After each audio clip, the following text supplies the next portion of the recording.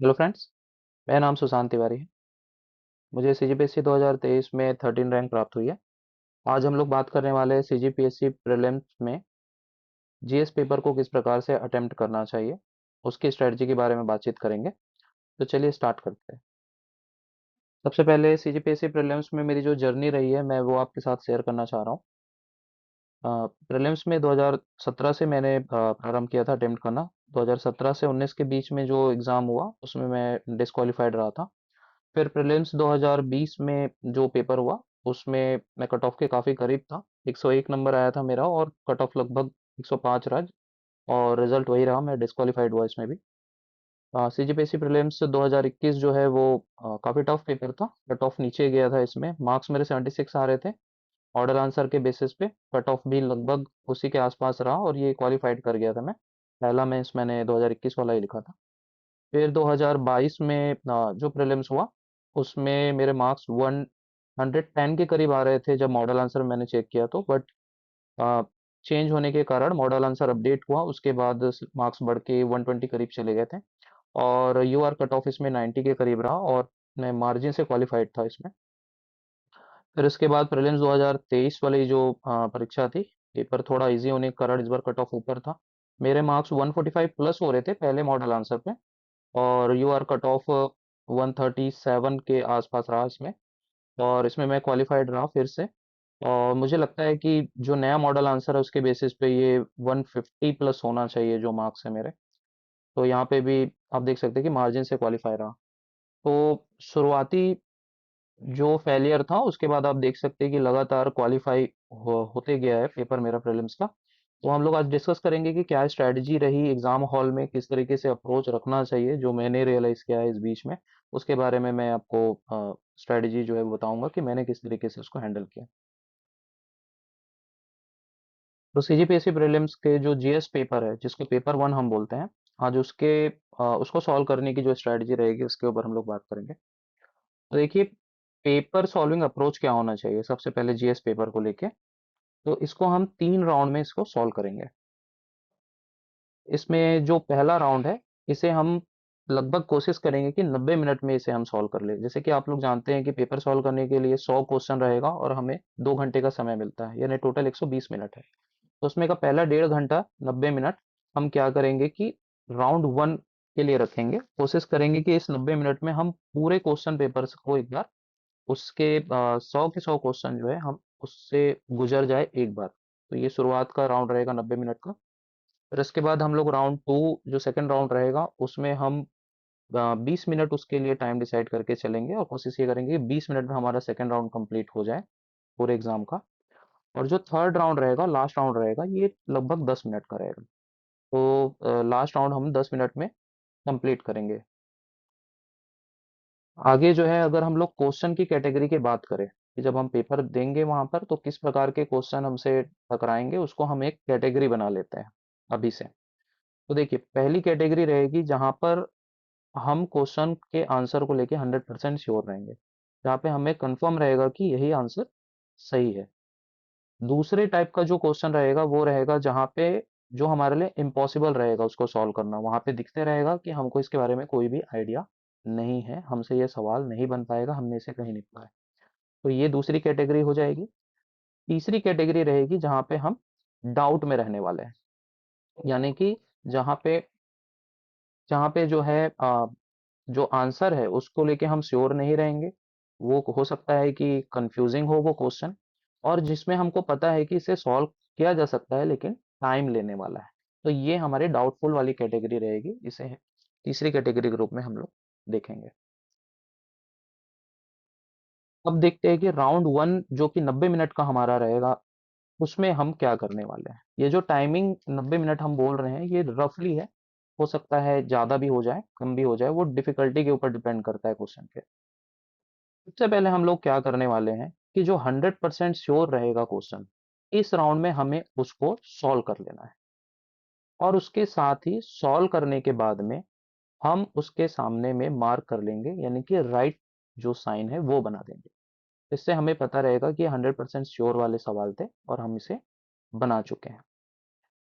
दूसरा इसी राउंड में ये करना है कि जो इम्पॉसिबल क्वेश्चंस हमें मिलेंगे, जिसके बारे में हमें बिल्कुल भी आइडिया नहीं है, उन क्वेश्चन को हम क्या करेंगे, यहाँ पे छोड़ेंगे, लीव करेंगे, और उस क्वेश्चन के सामने में हम क्रॉस का साइन लगा देंगे, मार्क कर देंगे क्रॉस को, जिससे हमें ये पता रहेगा कि हमें ये वाला सवाल अटेम्प्ट नहीं करना है, हमें इसके बारे में कोई आइडिया नहीं है। तीसरा काम हम ये करेंगे कि वैसे सवाल जिसमें हमें डाउट है, जिसके लिए आंसर को लेके हम श्योर नहीं है, कंफ्यूज है, टाइम ले सकता है सॉल्व करने में फर्स्ट राउंड में, तो वहां पे अपना टाइम ना खपा के, उस पे टाइम वो ना वेस्ट करके, हम तेजी से क्या करेंगे कि जो ऑप्शन हमें गलत दिख रहे हैं या पॉसिबल दिख रहा है कि जो ऑप्शन सही नहीं हो सकता, उसको हम तेजी से एलिमिनेट कर देंगे, और एलिमिनेट करने के बाद में सवाल को वहीं पे छोड़ देंगे। सवाल छोड़ेंगे और उसके साथ में वहां पे हम सर्कल का मार्क लगाएंगे, सर्कल करेंगे, है ना, एरो नहीं बनाना है। मुझे आइकॉन नहीं मिल रहा था, मैंने ये लगाया, आपको सर्कल मार्क कर लेना है वहां पे। फिर उसके बाद साथ ही साथ हमको ये काम करना है कि जो 100% श्योर वाले जो सवाल हमने सॉल्व कर लिए हैं, जैसे ही हम सवाल सॉल्व करेंगे, उसके बाद हमको तुरंत ओएमआर जो सीट है हमारा, उसको हमें वहां पर गोला को भर लेना है, तुरंत तुरंत गोला भरना है, वेट नहीं करना है। और गोला भरने के बाद में उस क्वेश्चन में आप स्टार मार्क लगा दीजिए। इससे ये हमको कंफर्म रहेगा कि ये सवाल हमने सॉल्व भी कर लिया है, उसके साथ साथ इसमें हम गोला भी भर चुके हैं। तो ये कंफ्यूजन नहीं रहेगा कि ओएमआर सीट में हमने भरा है कि नहीं भरा है।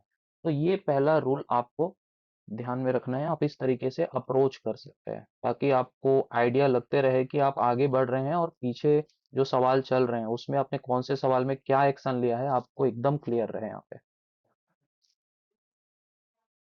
राउंड टू की अगर बात करें आप, तो ये लगभग 20 मिनट हम इसके लिए एक रफ समय दे के रखेंगे एग्जाम में।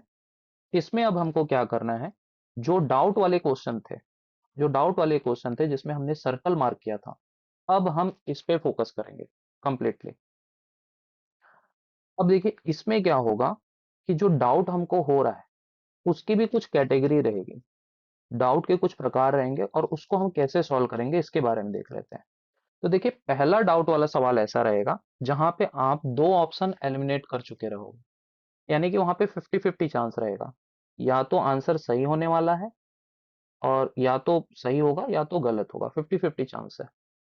ऐसे टाइप के क्वेश्चन में मेरा सजेशन ये रहेगा कि आप उसको हर बार सॉल्व कीजिए, उसको छोड़ना नहीं है। 50-50 चांस काफी अच्छा चांस होता है, आप इसको सॉल्व कीजिए। यहाँ पे क्या करना है, कैलकुलेटिंग रिस्क लेना है, मतलब सोच समझ के हमें एक उत्तर चुनना है, और चुनने के बाद में आप क्या कीजिए, उसको सॉल्व करने के बाद गोला भर लीजिए और स्टार मार्क वहां पे लगा दीजिए। 50-50 वाले सवाल के लिए ये अप्रोच रखिए। सेकंड आएगा जहां पे एक ऑप्शन ही एलिमिनेट हुआ है, इसका मतलब है कि 3 ऑप्शन बचा हुआ है। अब यहाँ पर हमको क्या करना है, इस प्रकार के क्वेश्चन में आपको क्वेश्चन की डिफिकल्टी के बारे में सोचना है। ये सोचना है कि सवाल कितना डिफिकल्ट है। अगर बहुत ज़्यादा डिफिकल्ट हुआ तो हर कोई नहीं बना पाएगा, ये बात आपको दिमाग में रखना है। तो यहाँ पे क्या करना है, डिफिकल्टी के बारे में सोचिए कि सब बना पाएंगे या नहीं बना पाएंगे। अगर नहीं बना पाएंगे तो आप छोड़ सकते हैं।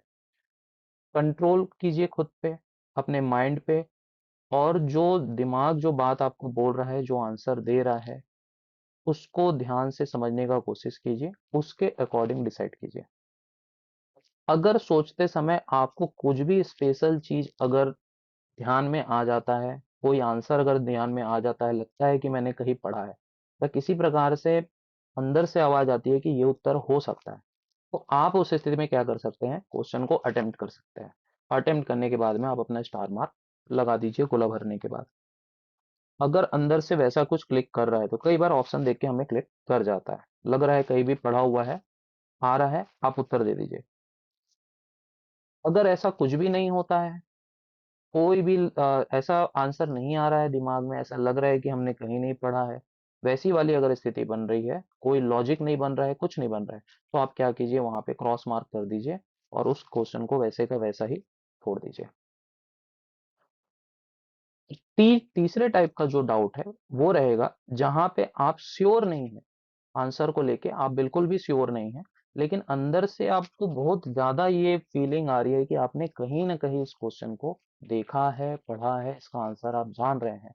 अगर अंदर से ऐसा कोई इंट्यूशन आपके अंदर आ रहा है, तो वहाँ पे आपको क्या करना है, बहुत ध्यान से अपने खुद के विवेक का उपयोग करना है कि अटेम्प्ट करेंगे या नहीं करेंगे। मेरे ख्याल से ये बहुत स्पेशल मोमेंट होता है, जहाँ पे हमको एक डिसीजन लेना पड़ता है। कई बार ये डैमेज भी करता है, कई बार ये फ़ायदा भी दिलाता है। तो यहाँ पे रिस्क आप लेते हैं कि नहीं लेते हैं, वो आपको ही निर्णय करना पड़ेगा कि आपकी प्रैक्टिस कैसी है, आपने कितना अच्छा मेहनत से पढ़ाई किया है। उसी के बेसिस पे ये सवाल या तो सही होगा या गलत होगा, किस्मत भी यही पर आएगी। राउंड 3 के लिए क्या करेंगे कि अब आपका लास्ट राउंड है। यहाँ पर आपके पास 10 मिनट ही समय बचा है। आप मैक्सिमम सवाल जो बनाने थे, आप बना चुके। इस राउंड में ज़्यादा कुछ करने के लिए नहीं होता है, लेकिन फिर भी हमको ध्यान से यहाँ पे चलने की ज़रूरत है। इसमें हम लोग क्या करेंगे, जो बचे हुए क्वेश्चन थे, उस पर हम लोग अब फोकस करेंगे। इस राउंड में हमको बहुत ज़्यादा केयरफुल होना है और अपने आप को रोकना है। किस चीज़ से रोकना है? कोई भी सवाल अटेम्प्ट करने से पहले एकदम रेजिस्टिव मोड में रहना है। यानी कि ये मान के चलना है कि हम अटेम्प्ट नहीं करने वाले हैं, लेकिन फिर भी हम एक राउंड जरूर लेंगे, वापस से देखेंगे रेजिस्टिव मोड के साथ। देखिए यहाँ पर क्या होगा, यहाँ पर जो सवाल बचे हैं, ये मेनली दो टाइप के ही सवाल बचे हुए हैं। एक पहला वो है जो हमने फर्स्ट राउंड में छोड़ा था, इम्पॉसिबल वाले सवाल जो आप ऑलरेडी क्रॉस करके रखे हुए हो। दूसरा जो है वो सेकंड राउंड में छोड़े हुए क्वेश्चन है, जहां पे एक ऑप्शन एलिमिनेटेड रहेगा और जहां पे आपको कोई इंट्यूशन नहीं मिला है, आपको कोई क्लिक नहीं हुआ है, आपको नहीं लग रहा है कि मैंने ये पढ़ा है, तो सेकंड राउंड में जो सवाल छोड़े हैं और फर्स्ट राउंड में जो सवाल छोड़े हैं, वो यहाँ पर मिलेगा।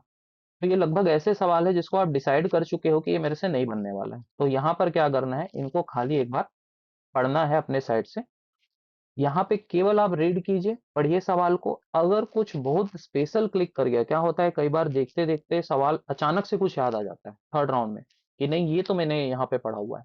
अगर कुछ एकदम से क्लिक करता है वहां पर, तो आप उसको सॉल्व कर सकते हैं, लेकिन बहुत सोच समझ के ही सॉल्व करना है। वहां पे कुछ स्पेशल क्लिक हुआ तभी करना है, वरना क्या कीजिए, सवाल जैसा है वैसे का वैसा छोड़ दीजिए और आगे बढ़ जाइए। दूसरा यहाँ पे क्या काम करना है कि आपको कुछ चीज़ों को चेक कर लेना है इस राउंड में, क्योंकि ये लास्ट रहेगा, तो यहाँ पे बहुत अच्छे से हमको चेक करना है कुछ बातों को। जिसमें पहला है, आप क्वेश्चन पेपर को अच्छे से चेक कीजिए। देखिए कि कहीं पर कोई सवाल तो नहीं है जिसको आपने गलती से छोड़ दिया है। कोई ऐसा सवाल तो नहीं है कि अटेम्प्ट करते समय आप आगे बढ़ रहे थे और वो गलती से लीव हो गया है, ऐसा कुछ तो नहीं है। मेनली स्टार मार्क दिख जाएगा अगर आपने सॉल्व किया है तो, जो हमारा तरीका है सॉल्व करने का, उसके हिसाब से स्टार मार्क रहेगा सभी सॉल्यूशन में। तो उसको आप एक बार चेक कर लीजिए, अगर कहीं छूटा है तो उसको अटेम्प्ट करिए। दूसरा है कि ओएमआर पेपर को एक बार आप चेक कर लीजिए कि जो गोला भरे हैं वहां पर कहीं पर कोई गोला भरना तो नहीं भूल गए हैं। सवाल आपने सॉल्व किया है लेकिन गोला नहीं भर पाए हैं, ऐसा कुछ तो नहीं किया है। इसको एक बार देख लीजिएगा। और एक और चीज, अगर कहीं पे सर्कल जो गोला भरते हैं हम लोग ओएमआर पे, अगर वो सही तरीके से नहीं भराया हुआ है, कई बार हाफ सर्कल हो जाता है जल्दी जल्दी भरने के चक्कर में, आप वहां पे उसे अच्छे से गोला गोभी भर लो। वो एक तरीका है वहां पे चेक करने का। तो इस तरीके से राउंड 3 भी आप अटेम्प्ट करोगे और इस पूरा पेपर आपका यहाँ पर अटेम्प्ट हो जाएगा। अब आगे बढ़ते हैं। अब मैं बात करता हूँ कि मैं मेरा पर्सनल क्या एनालिसिस रहा और अप्रोच क्या रहा पेपर को लेके। पहले तो जो स्ट्रेटजी मैंने बताई वो तो रहता ही था, तो उसको तो मैं स्ट्रेटजी अपना बना के चला ही हुआ था कि इस तरीके से मैं पेपर अटेम्प्ट करूंगा। बट उसके साथ और क्या होता था वहां पे, एग्जैक्टली मैं क्या करता था पेपर हॉल में, इसके बारे में बात करते हैं। और ये मैं बिल्कुल ये बताना चाहूंगा कि ये मैं अपने लिए डिसाइड किया था, जरूरी नहीं कि आपके ऊपर भी लागू हो। आप अपनी स्ट्रेटजी अपने कैपेबिलिटी के हिसाब से आप डिजाइन कर सकते हैं। तो देखिए डाउट वाले सवालों में क्या करता था, सबसे पहले मैं ये बताता हूँ। मैं तुरंत पहला जो ऑप्शन, जिसमें ऑप्शन एलिमिनेट होते रहते थे, मैं उसको तुरंत एलिमिनेट कर लेता था। पहला काम ये करता था। दूसरा, ऐसे सवालों को मैं 100% अटेम्प्ट करता था जहां पर 50-50 चांस है। जैसे कि मैंने पहले भी बात की, अगर 50-50 चांस है तो मैं तो अटेम्प्ट कर जाऊंगा। भले ही हो सकता है गलत होगा सही होगा, बट मुझे पता है अगर मैं 10 सवाल बनाता हूँ तो 50, 5 सही हो जाएंगे, 5 गलत हो जाएंगे। उस स्थिति में ठीक ठाक बोनस में रहूंगा, फायदे में रहूंगा, मुझे पता है, तो मैं अटेम्प्ट कर जाऊंगा इसको। फिर उसके बाद अगर मुझे बहुत ज्यादा स्ट्रांग इंट्यूशन आ रही है, अगर अंदर से आवाज आ रहा है कि मैंने इस सवाल को कहीं पे पढ़ा है, कहीं पे देखा है, कंफर्म नहीं हूं, लेकिन अगर मेरी अंतरात्मा बोल रही है कि उत्तर सही होगा, तो मैं अपने इंट्यूशन पे भरोसा करता था, मैं उसको सॉल्व कर लेता था। 70% टाइम मेरा इंट्यूशन सही काम करता था। और ये मैं मॉक प्रैक्टिस वगैरह में और बहुत सारे एग्जाम जो मैंने उस बीच में दिए थे उसमें मैं इस चीज को सीख गया था कि मेरा 70% तक इंट्यूशन सही काम करता है। तो मैं यहाँ पे डरे बिना ही मैं टिक कर देता था। दूसरा चीज है, अगर सवाल में लॉजिक बन रहा है, किसी प्रकार का लॉजिकल स्तर तक मैं पहुंच पा रहा हूँ, आंसर देते समय कोई लॉजिक बैठ रहा है किसी सवाल को सॉल्व करने के लिए, तो मैं वहां पर भी लॉजिक लगा के भी मैं सॉल्व करने का कोशिश करता था। और ये कोशिश करता था कि अटेम्प्ट कर दूं मैं उसको। फिर उसके बाद जो अगला अप्रोच मैं ये रखता था कि कैलकुलेट करता था डिफिकल्टी को लेके। अगर डाउट वाले सवाल है, मुझे बहुत ज्यादा डाउट है, लग रहा है आंसर फिक्स नहीं था, तो वहां पे मैं डिफिकल्टी को कैलकुलेट करता था। और मैं ये सोचता था कि अगर इसको, हमारे जो कॉम्पिटिटर है, अगर उसमें 1200 से ज्यादा लोग इस सवाल को बना सकते हैं, तो फिर इस सवाल को मुझे अटेम्प्ट करना पड़ेगा, वरना मैं छोड़ दूंगा। 1200 इसलिए क्योंकि मुझे पता है कि जो पोस्ट है उसके अकॉर्डिंग लगभग यूआर कैटेगरी से 1200 लोग प्लस क्वालिफाई करेंगे, उनके अंडर मुझे आना है। तो अगर 1200 लोग बना देते हैं तो मुझे बनाना है उस क्वेश्चन को। अगर नहीं बना पा रहे हैं तो मैं ना बनाऊं, वो लोग ना बनाए, एक ही मतलब है, ज्यादा अंतर पड़ेगा नहीं। तो वैसे सवाल पे रिस्क लेने का मतलब बनता नहीं। तो एकदम सरल सवाल है, वो लोग अटेम्प्ट करने वाले हैं तो मैं जरूर करूंगा। एग्जाम्पल के लिए मैं बताना चाहूंगा, लास्ट ईयर जो क्वेश्चन आया था जिसमें विवाह से रिलेटेड था कि कौन सी लकड़ी यूज की जाती है मंडप में, तो लगभग वो तय है कि लगभग सब कोई उस पर कुछ ना कुछ तुक्का मारेंगे। कोई आम का लेगा, कोई महुआ का लेगा, लेकिन तुक्का जरूर मारेंगे उन पे। तो वैसे सवालों को क्या करना है, छोड़ने के बदले अटेम्प्ट करना सही है, क्योंकि सभी बनाने वाले हैं। गलत होगा तो लगभग सभी का होगा, सही होगा तो अगर सही कर गए तो सामने वाले बोनस ले लेंगे। तो वो वैसे सवाल मैं नहीं छोड़ूंगा, मैं अटेम्प्ट करूंगा, क्योंकि वो इजी है, लेकिन बहुत ज्यादा डिफिकल्ट है तो मैं छोड़ दूंगा। फिर इसके बाद जिस वही जो मैंने बात बोला कि जिसको सभी अटेम्प्ट कर जाएंगे उसको मैं भी अटेम्प्ट करूंगा, अभी मैं यही बात आपको बता रहा था। फिर इसके बाद जो सवाल ये तो थे कि किसको मैं अटेम्प्ट करने वाला हूँ, यहाँ पर जिसको मैं बिल्कुल भी अटेम्प्ट नहीं करूंगा, छोड़ूंगा, मैं ये डिसाइड करके चलता था कि मुझे छोड़ना ही। उसमें है पहला कैटेगरी कि ब्लाइंड गैस। जहां पे मुझे पता है कि मुझे इसके बारे में कोई आइडिया नहीं है, दिमाग साफ साफ बोल रहा है कि भाई तूने ना कभी इसको पढ़ा है ना कभी तूने इसको देखा है, ऐसे सवाल मैं नहीं अटेम्प्ट करने वाला हूँ, ब्लाइंड गैस नहीं करूँ। बोलने का मतलब है कि बहादुरी से पेपर सॉल्व करना है, लेकिन बेवकूफी नहीं करना। ब्लाइंड गेस करना मतलब बेवकूफी करना। तो वहां पर बिल्कुल छोड़ना है वो वाले सवाल को जिसके बारे में मैं कभी नहीं पढ़ा हूँ, कभी नहीं देखा हूँ, क्योंकि वहां पर नेगेटिव ही होने का चांस है। दूसरा, इस प्रकार के डाउट क्वेश्चन तो मैं हमेशा छोड़ूंगा जहां पर जिसको मैंने पहले कभी नहीं पढ़ा है, जिसके बारे में मेरे को जीरो नॉलेज है। दूसरा, जहां पर कोई भी लॉजिक नहीं बैठ रहा है, सवाल को पढ़ रहा हूँ फिर भी कोई लॉजिक नहीं आ रहा है, उसको भी मैं पक्का छोड़ूंगा। जहां पे डाटा है, अगर डाटा दिख रहा है मुझे वहां पर, तो चार ऑप्शन में चार डाटा दिख रहा है, मैंने न जान रहा हूँ फिक्स आंसर उसका, तो वहां पे अटेम्प्ट करना मतलब का है कि नेगेटिव लेके घर जाऊंगा, तो मैं तो बिल्कुल छोड़ दूंगा ये वाले सवाल। कोई भी इंट्यूशन नहीं आ रही है, मेरे को अंदर से कोई आवाज नहीं आ रहा है उस सवाल को लेके, तो मैं छोड़ूंगा 100%। जो बहुत ज्यादा कठिन है, बहुत ज्यादा टफ है, मुझे पता है कि 100 200 300 लोग से ज्यादा नहीं बना सकते इसको पेपर हॉल में, और तुक्का मार के सही कर गए तो चलो मैक्सिमम 700 800 लोग बना पाएंगे। वैसे सवाल पे मेरे को पता है मैं डैमेज नहीं होने वाला है। मैं उसी सवाल पे डैमेज होगा मुझे जहाँ पे 1200 प्लस लोग सवाल बनाने वाले हैं, वहीं पर मैं भी छाड़ने वाला हूँ। तो मैं इस प्रकार के सवाल को हमेशा छोड़ूंगा और इनको अटेम्प्ट नहीं करूंगा। तो बेसिकली ये एक अप्रोच लेके मैं एग्जाम हॉल में जाता था और सवालों को जब देखता था तो ये सारे कैलकुलेशन अपने दिमाग में मेरे चलते रहते थे, उसके अकॉर्डिंग ही मैं अटेम्प्ट करता था। और मुझे लगा, और ये दो तीन पिछले तीन चार प्रीलिम्स में ही मैंने ये स्ट्रेटजी रखी थी, तो मुझे ये लगता है कि ये ठीक ठाक मेरे लिए काम किया। और एक टाइम के बाद तो सारी चीजें फेवर में ही आने लगी। तो जो स्पेशल पॉइंट्स है इससे रिलेटेड उसके बारे में बात कर लेते हैं, पेपर अटेम्प्ट को ही लेके। जैसे कि आपको क्या करना चाहिए, मैं मेरा ये समझ रही कि स्टार्ट करना चाहिए हमको छत्तीसगढ़ी जीएस से। ठीक है, क्या हुआ कि 22 और 21 वाले प्रीलिम्स में मैं इंडिया साइड से स्टार्ट किया, क्योंकि मैं जब भी तीनों टाइम में मुझे जो क्वेश्चन पेपर मिला है उसमें छत्तीसगढ़ जीएस नहीं बल्कि इंडिया जीएस से स्टार्ट हुआ है वो पेपर जो है। तो मैंने हर बार ये पाया कि छत्तीसगढ़ जीएस सरल था इंडिया जीएस के मुकाबले, और तो छत्तीसगढ़ जीएस से स्टार्ट करना चाहिए। खैर 2023 में ये चीज़ थोड़ा उल्टा हो गया था, 2023 में छत्तीसगढ़ जीएस थोड़ा टफ था, इंडिया जीएस थोड़ा इजी था। लेकिन फिर भी मैं ये मानता हूँ छत्तीसगढ़ जीएस से स्टार्ट करना चाहिए, क्योंकि छत्तीसगढ़ जीएस क्या होता है, इजी होता है, इजी होता है तो आपको टाइम बच जाता है, आप तेजी से सॉल्व कर लेते हैं। और जो 90 मिनट का जो हमने टाइम दिया हुआ है, तो टाइम का प्रेशर नहीं आता हमारे ऊपर, क्योंकि छत्तीसगढ़ जीएस तेजी से सॉल्व होता है। दूसरा है, आपको क्या करना है कि अगर कोई भी सवाल आप एग्जाम में छोड़ रहे हैं, जैसे कि सर्कल करके हम छोड़ रहे हैं या फिर क्रॉस मार्क करके छोड़ रहे हैं, तो मैं एक काम और करता था कि जो लास्ट का पेज होता है, जो फाइनल पेज है, वहां पर मैं छोड़े जाने वाले सवाल के नंबर को मेंशन कर लेता था। जैसे कि मान लेते हैं कि 13वां नंबर या 15वां नंबर सवाल मान लेते हैं हमने छोड़ा है, तो मैं पीछे ले जाके मैं लिख देता था, सर्कल कर देता कि 15वां मैंने लेफ्ट किया है। उसका रीजन ये होता था कि क्या होता है कि एक टाइम के बाद हमको आइडिया नहीं रहता है कि हमने कौन सा सवाल छोड़ा है, कौन सा नहीं छोड़ा है, तो मैं मार्क करूंगा 15 और रख दूंगा, ताकि जब लास्ट में हम देख रहे हैं, चेक कर रहे हैं, तो हमको पता हो कहाँ पे सवाल छूटा हुआ है। वरना क्या होता है, खोजने में बहुत ज्यादा टाइम वेस्ट होता है और सवाल छूट जाने का भी एक डर रहता है।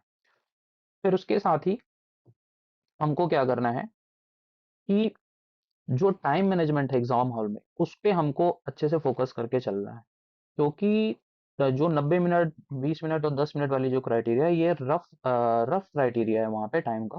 लेकिन फिर भी हमको कोशिश ये करना है कि टाइम से हम पीछे ना चले, क्योंकि ज़्यादा पीछे चलेंगे तो फिर वही होगा कि टाइम कम होने के कारण पैनिक होगा। और पैनिक सिचुएशन में फिर कुछ भी, जो जितना भी हम स्ट्रेटजी बनाए, कोई स्ट्रेटजी काम नहीं करेगा, क्योंकि वहाँ पे दिमाग ही काम करना बंद कर देगा और हम पैनिक होंगे और कुछ भी टिक करके आ जाएंगे। तो वो सिचुएशन नहीं लाना है, तो हमको टाइम को सही से मैनेज करते हुए चलना है पूरे उस 2 घंटे में। बहुत अच्छे से मैनेज करना है हमको टाइम को। फिर उसके बाद आपको क्या करना है कि आप जब पेपर सॉल्व कर रहे हैं, तो आप जिस क्वेश्चन से गुजर रहे हैं, उसी क्वेश्चन पे अपना पूरा फोकस रखिए। उस क्वेश्चन को सॉल्व करने के लिए आप ये देखिए कि आपकी कैपेसिटी से आप उसको सॉल्व कर पा रहे हैं कि नहीं कर पा रहे हैं। अगर आप अपनी कैपेसिटी से उस क्वेश्चन को सॉल्व कर सकते हैं, तो कर दीजिए। मेरा बोलने का मतलब ये है कि आपको कट ऑफ के बारे में ज्यादा नहीं सोचना है।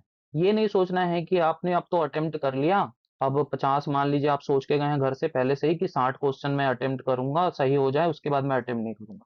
तो ये वाला दिमाग में लेके नहीं चलना है कि क्या कट ऑफ रहेगा, क्या कट ऑफ नहीं रहेगा। ये असल में कोई नहीं जानते रहता है, सब अपना अपना अनुमान लगाते हैं और आखिरी में जाके किसी का सही निकलता है, किसी का सही नहीं निकलता है अनुमान जो है।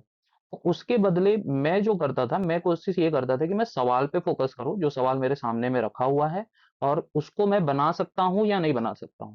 अगर मुझे लग रहा है अपनी स्ट्रेटजी और पढ़ाई के हिसाब से कि मैं इसको अटेम्प्ट कर सकता हूं, तो मैं करूंगा। अगर मुझे लगता है कि मैं नहीं कर सकता हूं, तो मैं वहां पे छोड़ दूंगा। यहाँ पे कट ऑफ के बारे में ज्यादा सोच के नहीं चलता था कि इतना ही करना है, इतना ही नहीं करना है, ये वाला ख्याल के बदले मैं अपनी कैपेसिटी को देखता था और सवाल को देखता था और उसके अकॉर्डिंग मैं अटेम्प्ट करता था। और लगभग यही स्ट्रेटजी रख के मैं चला हूँ, व्यापम में भी यही मैंने रखा और फिर प्रीलिम्स में भी मैंने यही रखा। और मुझे लगता है कि ठीक ठाक फायदा मुझे एक टाइम के बाद उस चीज से बिल्कुल मिला है। लगभग सभी प्रीलिम्स में मिला है, जहाँ पर मेरी तैयारी अच्छी हो गई थी उसके बाद जो है। तो ये मेरी लर्निंग रही है इतने सालों की जर्नी में, और पिछले 3-4 अटेम्प्ट में जो चीज़ें मैंने अच्छे से सीखी है, वो यही सीखी है। तो आप लोग देखिए, अपनी एक स्ट्रेटजी बनाइए कि इसमें से क्या-क्या पॉइंट आप अपने साथ रख सकते हैं, ट्राई करके देखिए। अगर आपको सूट करता है, तो आप इस तरीके से अटेम्प्ट कर सकते हैं। तो थैंक यू, आज के लिए इतना ही। और आप अगर टेलीग्राम में मुझे ज्वाइन करना चाहते हैं तो कर सकते हैं। टेलीग्राम चैनल जो है वो नाम मैंने यहाँ पर दिया हुआ है। इसके साथ ही आप उससे मुझसे अगर कांटेक्ट करना चाहते हैं, तो टेलीग्राम और इंस्टाग्राम पे आप मुझे कांटेक्ट कर सकते हैं।